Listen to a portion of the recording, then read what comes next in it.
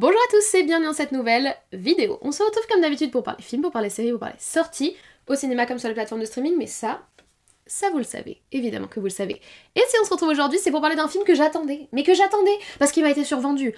C'est le chef-d'œuvre de cette fin d'année, et en plus on parle d'horreur, on parle de films de genre, on parle de films de genre français, et on parle pas de n'importe quelle horreur, on parle de body horror, donc de biological horror, une horreur très physique, et c'est un genre d'horreur que j'adore. L'horreur d'une manière générale, c'est un genre que j'adore, mais vraiment, le body horror, c'est vraiment un genre qui est extrêmement visuel, très esthétisé, très travaillé, mais qui peut à la fois rebuter, parce que je sais que tout le monde n'aime pas ça.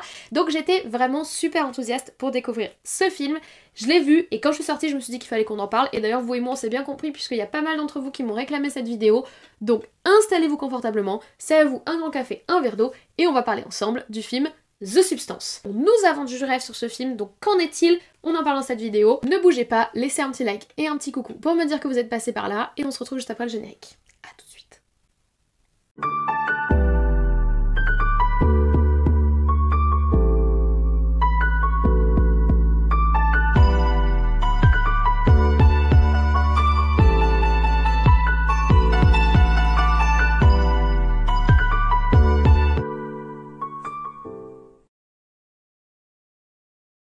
Alors, The Substance, c'est donc un film horreur SF qui est sorti le 6 novembre 2024, qui dure 2h20, donc c'est un beau bébé pour le monde de l'horreur. Vous savez, je vous le dis souvent sur la chaîne, moi qui affectionne particulièrement l'horreur, dans un film horrifique, que ce soit de l'horreur body horror, que ce soit du fantastique ou autre, dans un film d'horreur, ce qui est extrêmement important, c'est l'ambiance.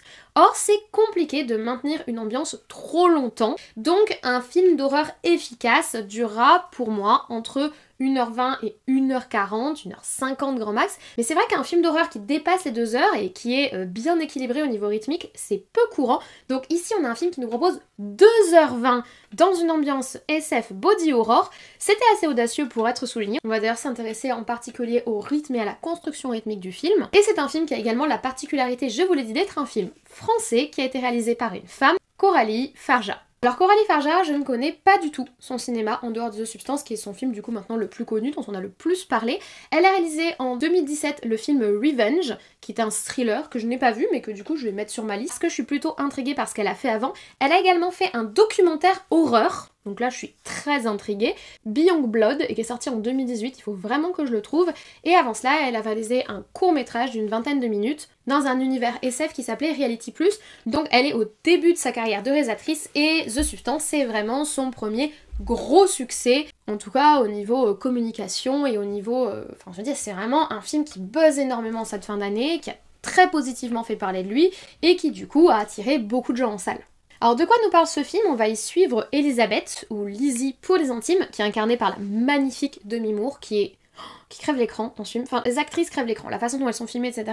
Vraiment, elles crèvent l'écran dans ce film. Donc Demi Moore incarne une star de télé, une espèce de starlette qui a commencé sa carrière dans sa jeunesse quand elle était belle et fraîche et qu'elle était acclamée pour sa beauté et sa fraîcheur, et qui est notamment la tête d'affiche d'un show de gymnastique, un peu, vous savez, comme dans les années 70, là, en juste au corps, avec des petites baskets, etc., pour rester en forme le matin. Sauf que Lizzie, eh ben, elle a vieilli. Et il s'avère que ses producteurs essayent gentiment mais sûrement de se débarrasser d'elle pour la remplacer par une figure plus jeune, plus sexy, plus fraîche pour leur show. Or, pour Elisabeth, qui a construit toute sa carrière et toute sa vie autour de son physique et de sa beauté physique, c'est vraiment un choc de devoir être ainsi remplacée par une version plus jeune d'elle. Et c'est justement à ce moment-là qu'elle va être informée de l'existence d'une drogue ou d'une sorte de médicament qui s'appelle la substance, qui permettrait de générer une autre version d'elle-même. Plus jeune, plus belle, plus parfaite, bref, une version 2.0 de Lizzie, à la seule condition que cette version parfaite d'elle et la Lizzie de 50 ans alternent tous les 7 jours pour profiter chacune de leur vie. Et bien que ça semble plutôt douteux et plutôt trop facile, vous doutez bien dans sa situation que Elisabeth va se laisser tenter par l'expérience et qu'elle va donc laisser sa chance à cette substance. Vont alors apparaître 2 versions de Lizzie, la version ancienne, âgée et dépassée pour le monde de la télé, et sous sa version jeune, magnifique, sexy et pleine de vitalité, qui vont devoir s'entendre pour alterner tous les 7 jours. Comme vous vous en doutez, on va donc être sur un film qui va traiter énormément de l'image de soi, de l'image dans les médias, de la société du divertissement dans laquelle on évolue depuis plusieurs dizaines d'années maintenant. Ici dans une ambiance plutôt 70, 80, 90, nous aujourd'hui avec en plus l'ère des réseaux sociaux. Donc on a une thématique qui va être très présente, celle du corps, de l'image et de l'opinion de soi, et qui va être traitée avec plus d'un soupçon de body horror. Je ne vais pas vous laisser mariner plus longtemps et on va rentrer dans le vif du sujet. Qu'est-ce que j'ai pensé du film? Et vous connaissez, j'aime bien commencer par la forme de celui-ci. Visuellement, le film est magnifique. Il est obsédant, il est fascinant, il est magnétique, il est visuel, il est esthétique, enfin franchement, c'est sublime. On a des environnements qui alternent entre un monde très réel, l'espèce de Los Angeles, je pense que ça se passe à Los Angeles le film, très très réel avec des rues, des gens, etc. Et un monde quasi fantasmé qui est le monde du studio dans lequel travaille Lizzie et l'univers très clos de son appartement et très inhumain de son appartement. Son appartement c'est un reflet d'elle-même, c'est-à-dire tout sur l'image. On est sur une déco de catalogue qui n'a aucune personnalité, on sent que c'est pas la personne, c'est pas un endroit qui est habité, c'est vraiment une vitrine. Elisabeth elle-même est une vitrine d'elle-même. Donc on a une alternance entre ces environnements très artificiels, presque suresthétisé, ce grand couloir avec les posters d'Elisabeth année après année dans son studio. En fait, on a quelque chose de très métaphorisé au niveau de certains environnements, mais qui à la fois entre en contact presque brutal avec des environnements qui font très réels, le tout dans une photographie qui est extrêmement travaillée, qui joue sur les symboliques, qui joue sur les métaphores, qui joue sur la symétrie, et toujours dans cette obsession de l'image, du visuel, avec quelque chose de très clean, très propre, très hygiéniste en début de film, qui bascule complètement sur la fin. On a vraiment un visuel qui est extrêmement travaillé et qui est très beau. On a un scénario, on a une histoire, on va en parler par la suite, qui est très porteur, mais ne serait-ce qu'avec l'image, la réalisatrice communique énormément avec nous. Elle nous raconte énormément de choses avec son image, elle nous raconte pas autre chose, c'est-à-dire qu'on n'est pas dans Megalopolis où il se passe 7000 choses visuellement et 7000 choses dans le scénario et 7000 choses au niveau de la musique et de l'accompagnement musical. Là, on est très centré sur le message et sur l'histoire qu'on veut raconter, sur ce rapport au corps. D'ailleurs, le corps est central dans l'image, il est montré de plein de façons différentes. On a le corps dénudé qui est montré de façon froide et clinique, on a le corps dénudé très sexualisé, très physique, très présent à l'image, on a évidemment tout l'aspect body horror, on va en parler, mais c'est vraiment l'image au service de l'histoire qu'on raconte et l'image au service des métaphores visuelles qui viennent enrichir le propos du film. C'est à la fois très très beau et très très obsédant. Il y a vraiment cet aspect fascination, parfois fascination un peu morbide, fascination un peu dégueu, mais fascination quand même. Et pour parler justement de morbide et dégueu, passons sur les effets spéciaux qui sont centraux dans ce film qui a donc pour thématique le body horror, donc la biological horror. Le biological horror, c'est un sous-genre du cinéma horrifique qui se centre sur la dégradation des corps. Donc on va avoir une façon très graphique de montrer des changements, des mutilations, des mutations. C'est souvent dégueu mais montré de façon très clinique à l'image. On peut citer évidemment le cinéma de Cronenberg ou encore le film La Mouche qui sont très au centre de ce biological horror. C'est un genre qui est assez spécifique, on aime, on n'aime pas, hein, c'est pas pour tout le monde, c'est quand même assez spécial. Et c'est donc le genre dans lequel s'inscrit ce film avec un corps omniprésent, non pas seulement dans son esthétique extérieure, mais également dans son intérieur. Voilà, si l'on peut dire cela ainsi. On a deux pendants dans le film, c'est-à-dire qu'on a, durant toute la première et la seconde partie du film, une approche très froide des plaies, du corps qui s'ouvre, qui est soumis à une espèce de torture au service de la beauté, si vous voulez, et un basculement en fin de film avec là un corps qui est proche de la difformité et qui va refléter en fait l'intérieur et la façon dont on se perçoit, la façon dont se perçoit le personnage, la façon dont les autres la perçoivent également. Et c'est extrêmement bien fait. C'est beau, c'est très réaliste. C'est très important dans le body horror que ce soit très réaliste, que ça fasse réel, que ça fasse concret, que ça fasse physique. Faut que ce soit physique, faut que tu aies l'impression que c'est dans la pièce avec toi. Et c'est extrêmement physique dans le film et c'est super bien fait. Les artistes de make-up FX, les artistes de maquillage et de maquillage d'effets spéciaux ont fait un travail phénoménal. C'est pas du numérique, c'est des maquillages d'effets spéciaux et c'est phénoménal. Les transformations de Demi Moore sur la fin du film, elles sont incroyable. Le passage Gollum là, mais c'est le travail sur le corps, la façon dont il est montré, la façon dont il est travaillé, c'est tellement réel, c'est tellement vrai, c'est tellement physique, c'est cru. C'est vraiment cru. C'est pas pour tout le monde, mais c'est incroyablement bien fait. Et c'est très bien filmé, c'est très bien mis en valeur. Le travail des make-up artistes est incroyablement bien mis en valeur en fait par la réalisatrice. Il y a eu un travail en commun au service du film qui sublime en fait la façon de le filmer, sublime le travail qui a été fait par les artistes et c'est... Mais j'ai rien à dire, c'est sublime. Et même quand ça bascule complètement dans l'horreur et dans le dégueu et dans les litres de sang, etc. sur la fin, ça reste esthétique et ça reste filmé, ça reste au service de l'histoire, ça reste pertinent, c'est pas gratuit et c'est mais parfait. C'est vraiment maîtrisé. Il y a une maîtrise du body horror dans ce film qui m'a subjuguée personnellement. Alors je me répète, c'est pas pour tout le monde. Et il y en a certains, ça va les choquer. Ça m'étonne d'ailleurs de pas avoir eu des gens qui ont quitté la salle durant le film. Enfin, ça m'étonne, oui et non. Si tu vas voir ce film, tu sais un petit peu pourquoi. Mais oui, c'est choquant, oui, c'est frontal, oui, c'est cru, mais c'est le genre et c'est vraiment maîtrisé par ce film. Donc sur la forme, j'ai pas du tout été déçue. C'est vraiment excellent, c'est très maîtrisé dans l'esthétique, dans la mise en scène, dans les décors, dans la façon de filmer le corps ou dans la façon de mettre en valeur le travail excellent des make-up artistes.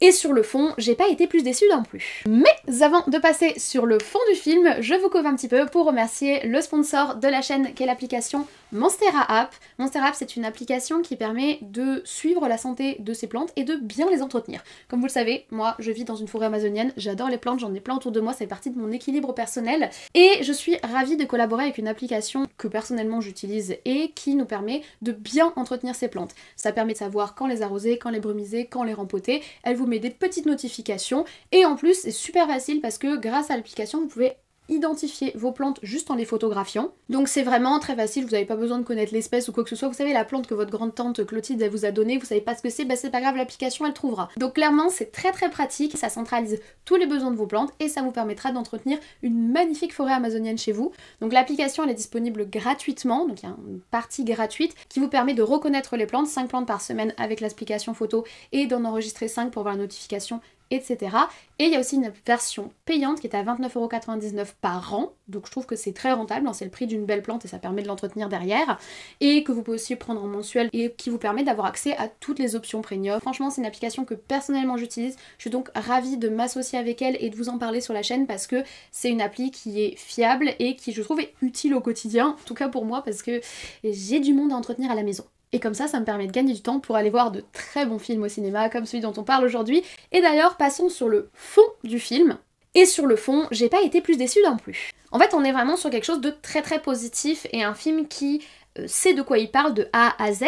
Si on s'intéresse par exemple au scénario et à la façon dont le scénario a travaillé avec le rythme, c'est super pertinent. Pourquoi? Plutôt comment? En gros, on a quand même un très long film. 2h20, c'est très long pour l'histoire qui nous est racontée, qui est plutôt simple à la base, puisque l'histoire c'est pas vraiment un scénario, l'histoire c'est une sorte de une histoire métaphorique au service du message que veut porter le film, on en parlera plus tard, mais en tout cas on a une histoire qui est plutôt simple, symbolisée par ce qu'on va raconter, le rapport au corps de cette femme qui est dans le monde du divertissement. Et là-dessus, ils ont construit un rythme sous la forme d'un triptyque, donc en 3 parties, qui fonctionne du feu de Dieu. Ça fonctionne hyper bien. C'est-à-dire qu'on a la première partie qui va être la rencontre avec Lizzie, la comprendre son rapport au corps, comprendre son rapport à sa carrière, à son producteur qui est un homme crasseux insupportable, la façon dont il est montré avec sa bouche là quand il mange ses espèces de crevettes là. Ça fait partie de l'esthétique du film, ce côté, ce rapport au corps, le rapport que lui il a au corps de cette femme par rapport à son corps à lui et à sa façon de se percevoir lui, c'est vraiment super intéressant. Et ce personnage incarne pas forcément lui-même, enfin c'est une métaphore du monde du divertissement. Une métaphore pertinente d'ailleurs. Donc on a d'abord ce premier acte où on rencontre Lizzie pour essayer de la comprendre et pour comprendre pourquoi elle fait ce choix par la suite. On a ensuite le deuxième acte qui va être la prise de la substance et ce qui va en découler, la rencontre avec Sue qui nous fait un second pic rythmique, c'est-à-dire que d'abord on rencontre Lizzie, on apprend à la connaître, ensuite boum, arrivée de la substance, on rencontre Sue, on découvre Sue et on va découvrir le relationnel entre Lizzie et Sue, la façon dont elles vont alterner leur réalité et on a vraiment ces deux faces de la pièce qui est vraiment rythmiquement très intéressant et esthétiquement toujours très intéressant. Et dernier acte, ça va être la rupture et la morale de l'histoire, en fait la morale de notre message et la conclusion de l'histoire à la fois de Elisabeth et dessous, et la conclusion de la morale par rapport au monde du divertissement et du rapport au corps, et ça fonctionne hyper bien, et ça fait qu'on n'a pas de ventre mou. On a un film de 2h20 qui n'a pas de ventre mou, pourquoi? Parce que chaque partie sait ce qu'elle doit dire, sait ce qu'elle doit faire, sait ce qu'elle va apporter comme pierre à l'édifice, En plus, c'est accompagné d'une très bonne écriture, que ce soit au niveau des dialogues ou de la caractérisation de personnages qui est très très bonne. Les deux personnages principaux qui sont nos deux seuls personnages quasiment, à part peut-être le personnage du producteur qui est très important également au vu de ce qu'il incarne, comme je vous l'ai dit, le monde du spectacle et l'entertainment, donc l'industrie du divertissement, notamment américaine, mais la nôtre en est très imprégnée également.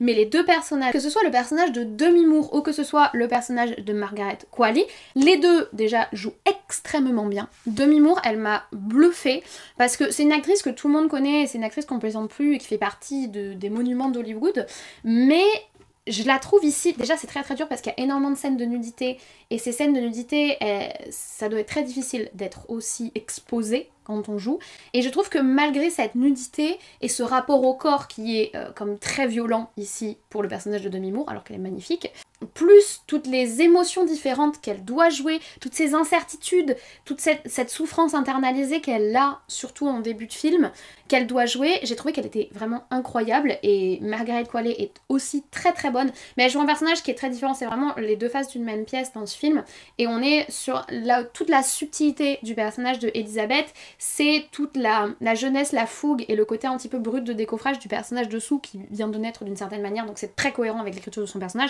Donc les deux ont un personnage qui est très très bien écrit et les deux jouent très très bien la façon dont c'est écrit. Donc déjà on a cette très bonne écriture sur ces deux personnages, mais qui en plus, leur évolution rythme très très bien le film, ce qui fait que tu n'as pas de ventre mou, parce que tu es pris dans la tourmente du personnage d'Elizabeth, parce que tu es pris dans la tourmente de la vie de Sue, tu es pris dans cette dichotomie entre leurs deux existences, tu es prise dans la décision qu'elle se retrouve à devoir prendre, c'est-à-dire ce choix cornélien qui lui est offert. Est-ce qu'on serait pas tous prêts à s'injecter la substance si on avait le droit à une version parfaite de nous-mêmes ? D'une certaine manière, cette espèce de tentation que représente l'histoire qui est portée par le film, est-ce qu'on serait pas prêts nous aussi à lui laisser sa chance et à laisser sa chance à la substance ?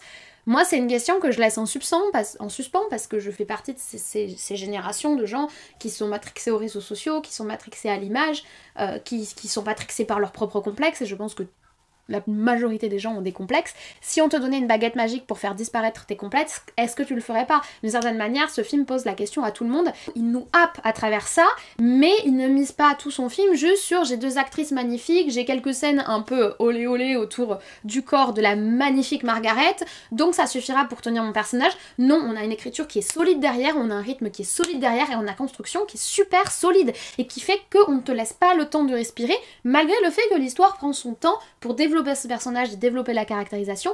Toi, on te laisse pas le temps de sortir de l'histoire, on te laisse pas le temps de t'installer gentiment dans le ventre mou. Non, parce qu'on a un message à porter, on a une chute et une morale de... C'est un conte en fait. Et notre conte est assez bien construit pour nous maintenir jusqu'à la morale finale, aussi violente visuellement soit-elle en fait. Et quand on parle de morale, vous doutez bien qu'on va parler du message du film, alors vous me connaissez. Je n'aime pas trop les films qui sont surmessagers, c'est-à-dire je n'aime pas trop les films qui laissent trop de place à leur message et qui délaissent leur histoire. Et pourtant ici j'ai adoré. Pourquoi ? Parce qu'en fait l'histoire du film c'est le message. Il n'y a pas je construis un artifice d'histoire pour ensuite te faire passer un message à gros sabots derrière. Non, c'est pas un artifice d'histoire. Là, c'est un conte moderne sur l'image de soi. C'est une immense métaphore tout le long du film. Tout le film est une immense métaphore qui a pour but de porter sa morale finale. Une immense métaphore sur le rapport au corps, le rapport à soi, le rapport à l'objectivation des corps, le rapport à la suresthétisation de notre société, le rapport qu'on va avoir à la vieillesse, le rapport qu'on va avoir à cette société du divertissement toujours plus jeune, toujours plus exigeante, toujours plus parfaite et complètement artificielle, qui met à mal notre santé mentale et physique au service d'un idéal inatteignable. C'est vraiment ça que porte le film. Alors je sais que la réalisatrice Coralie Farja a porté que c'était un film féministe, mais pour moi c'est pas propre à la femme. Pour moi c'est universel comme message, et d'ailleurs il n'y a pas que le corps de la femme qui est mis à l'épreuve dans ce film, il y a aussi le corps d'un homme qui lui également a été soumis à la substance. Donc on voit bien que le film est pas uniquement féministe ou féminin, c'est un message qui est universel, qui est pas seulement homme ou femme d'ailleurs, qui concerne à la fois les plus jeunes comme les plus âgés. C'est un message par rapport à la perception qu'on a de soi, par rapport à la perception que les autres ont de nous, et en cela la morale est super forte, parce que ce que devient Elizabeth à la fin du film, ce n'est que la métaphorisation, la représentation métaphorique de la façon dont elle se perçoit en fait, et de ce que ça lui a fait, ce que ça a fait à sa santé mentale comme physique, cette pression constante et cette quête de perfection totalement inatteignable. Et je trouve ça tellement pertinent. Alors oui, le message a de très gros sabots, on n'est pas dans la subtilité. Et alors, j'ai envie de dire, pour une fois, parce qu'il faut bien, vous savez ce qu'on dit, c'est la... comment on dit déjà ? L'exception qui confirme la règle. Et bien pour une fois, j'ai envie d'avoir mon exception qui confirme la règle. Moi d'habitude, j'aime qu'un film soit subtil, il me placarde pas son message au visage. Et bien là, ce que j'ai adoré, c'est qu'il a commencé par me placarder son message et qu'il m'a dit « Attends, je vais argumenter ». Et il a argumenté en me proposant une fable de morale, une fable avec une morale, enfin les fables ont une morale donc. Il m'a proposé une fable sociale intégralement tournée vers la métaphorisation de son message et c'est excellent. C'est excellent parce qu'il va jusqu'au bout de son délire, il va jusqu'au bout de son propos. Et il y va sans concession. Oui, c'est cru, oui, c'est violent, mais c'est sans concession. Et il porte son message jusqu'au bout. Et si j'en viens à mon bilan, eh bien, j'ai adoré ce film. Vous savez ce que je vous dis. Quand on a des attentes, soit elles sont sublimées, soit patatras, et c'est l'apocalypse. Et même si le film est pas trop mal, et bien t'es quand même super déçu. Et bien là, mes attentes ont été sublimées par ce film. Parce que ce film est intelligent, il est pertinent, il est bien écrit, il est bien pensé, il est porté par des actrices qui jouent extrêmement bien. Il est porté par une esthétique visuelle qui est vraiment cohérente du début à la fin, qui accompagne le message du film, qui accompagne la narration, qui accompagne le rythme, qui est à la frontière entre le réel et le fantasme, qui est servi par des make-up artistes qui sont absolument excellents et par une réalisatrice qui a su magnifier leur travail et qui en plus est sans concession. On a un film qui est cru, qui est pas pour tout le monde, qui utilise le body horror pour son message à bon escient, qui le valorise, qui valorise cette catégorie, cette sous-catégorie de l'horreur qui est excellente et qui peut être très pertinente, mais qui est aussi très exigeante pour le réalisateur comme pour le spectateur, mais qui fait tout ça très très bien et qui sublime tout ce qu'il nous propose. C'était très très très très bon. Ça allait jusqu'au bout de son propos, c'était intelligent, c'était pas fin et pourtant c'était extrêmement bien construit et j'ai adoré. J'ai été absorbée, j'ai été fascinée, morbidement fascinée, mais fascinée quand même et c'est vraiment un excellent film. Cette année, on a des excellents films et il en fait partie. Je comprends pourquoi ce film a eu le prix du meilleur scénario à Cannes, je pense qu'on aurait dû mettre un prix des meilleurs effets spéciaux aussi, d'ailleurs, au passage, voilà. Je comprends pourquoi ce film a fait le buzz et pourquoi ce film fait crier tout le monde d'exclamations, de joie et d'admiration, parce que ce film est génial. J'ai trouvé ça génial et j'ai pas de reproche à lui faire. Le film, il est maîtrisé de bout en bout. En fait, j'ai vraiment eu l'impression que ce film était très complet au niveau de la réflexion qui a été faite sur le film. Ils savent ce qu'ils veulent, ils savent où ils vont, ils savent ce qu'ils veulent raconter, ils savent comment ils veulent raconter. Quelles références ils veulent honorer également, puisqu'on a énormément de références à d'autres films de body horror, à d'autres réalisateurs ou à d'autres grands films d'horreur. Pour ne vous citer que Shining, par exemple, avec une référence qui est très évidente dès le début du film. Et j'ai trouvé que les références étaient plutôt élégantes dans le sens où il semblerait en fait que Coralie Farja nous passe le message de dire « je suis l'enfant de ce cinéma-là » et ce film est le produit de ce cinéma-là, c'est-à-dire sans ce cinéma-là, ce film-là ne pourrait pas exister sous la forme qu'il a, tel que je vous le présente aujourd'hui, et tout cela fait partie de l'imaginaire que je mets en place dans ma fable. En tout cas, moi j'ai trouvé que c'était plutôt assez élégant, même si les références sont parfois lourdes.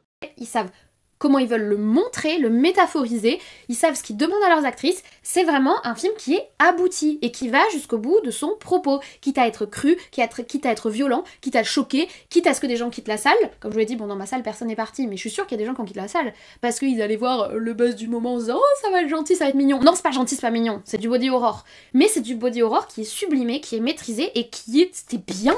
C'était bien. J'ai passé un bon moment. Et est-ce que je vous recommande le film ? Oui. Mais, pourquoi mais ? C'est pas un film qui est pour tout le monde, hein, je pense que vous l'aurez compris, c'est un film qui est violent visuellement. Plus que violent, c'est pas des tabassages, etc., c'est un film qui est cru.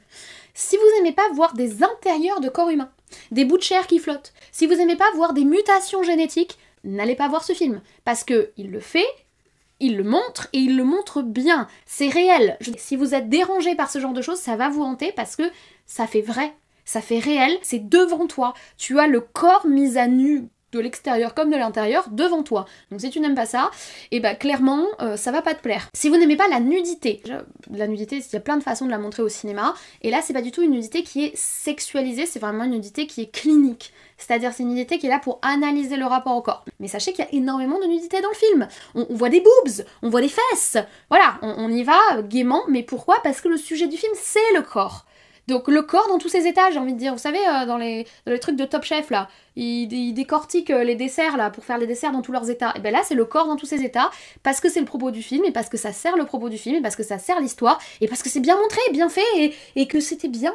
Voilà, c'était très très bien. Est-ce que ça va être dans le top de l'année? Clairement. Et est-ce que ça fait plaisir d'avoir du body horror maîtrisé dans le top de l'année? Clairement, parce que je vous rappelle que ma dernière grosse déception body horror, c'était Cronenberg avec ses Crimes du futur. Il avait pourtant Viggo Mortensen comme argument, en fait, pour essayer de me séduire, et mon dieu, la déception. Et ben là, c'est juste pépite, 3 étoiles, boum boum, parfait, génial, trop bien, je suis ravie, j'ai passé un excellent moment en salle.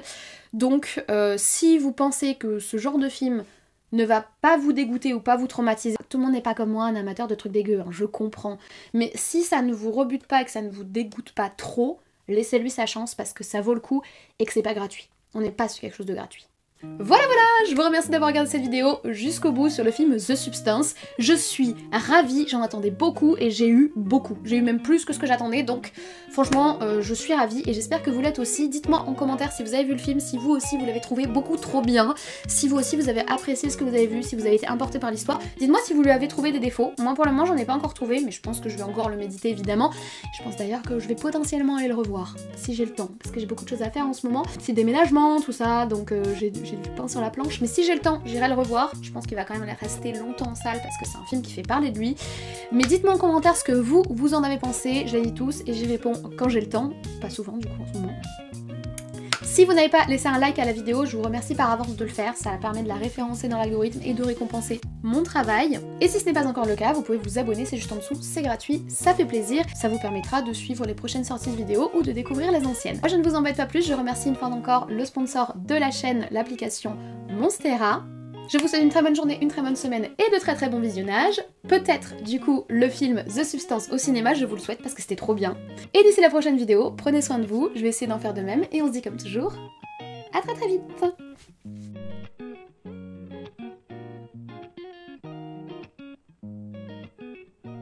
Et bonjour à tous, c'est un tournage numéro 2 parce que le premier a planté, donc on recommence tout depuis le début. Je sais. Heureusement que je suis enthousiaste pour le film parce que sinon je serais un petit peu désespérée, je vous le cache pas. Mais bon, on est enthousiaste sur le film, on a encore une demi-heure devant nous pour tourner cette vidéo. Il n'est pas du tout 19h30, donc tout va bien. Et vous, ça va? J'espère que ça va. Je suis très contente d'avoir vu ce film, je n'ai pas pu le voir en avant-première, pourtant il y avait 7000 avant-première. Mais la première avant-première où la réalisatrice était censée être présente, finalement la réalisatrice n'est pas venue. Du coup j'ai préféré aller voir une soirée avec les potes puisqu'elle était prévue et je l'avais annulée juste pour voir la réal. Mais du coup la réal n'est pas venue parce que le sud-ouest c'est trop loin j'imagine. Donc je m'étais dit j'irais le voir à la deuxième avant-première. La deuxième avant-première finalement ça n'a pas pu se faire parce qu'il y a eu un problème avec le logiciel du cinéma et du coup le jour où je voulais voir la avant-première bah, c'était l'horreur au ciné. Du coup au final je l'ai vu le jour de sa sortie. Je suis quand même à le voir day one, hein, je vous le cache pas, parce que j'étais super enthousiaste et parce que les avis dessus étaient dithyrambiques. Donc j'avais hâte de me faire mon avis moi-même, parce que à la fois j'avais énormément d'attentes, à la fois j'avais rien regardé, aucune bande-annonce, rien, j'avais juste vu les affiches et les retours des gens qui disaient que c'était absolument génial. Mais quand c'est absolument génial, c'est un peu qui tout double. Soit c'est vraiment absolument génial et dans ce cas-là t'as des grosses attentes et tes attentes sont satisfaites et t'es heureux. Soit c'est pas vraiment absolument génial, sauf qu'on te l'a vendu comme tel et du coup malheureusement t'es un peu déçu quand tu sors de la salle. Donc c'était vraiment... On était entre ces deux moods en allant voir le film. Et bah, verdict aujourd'hui, donc installez-vous, voilà. Et on est parti pour parler du film. Mais vous l'avez vu, ça a été très positif. Donc, on est parti. Deuxième tournage. On est chaud. Let's go. Je vais essayer de rien oublier.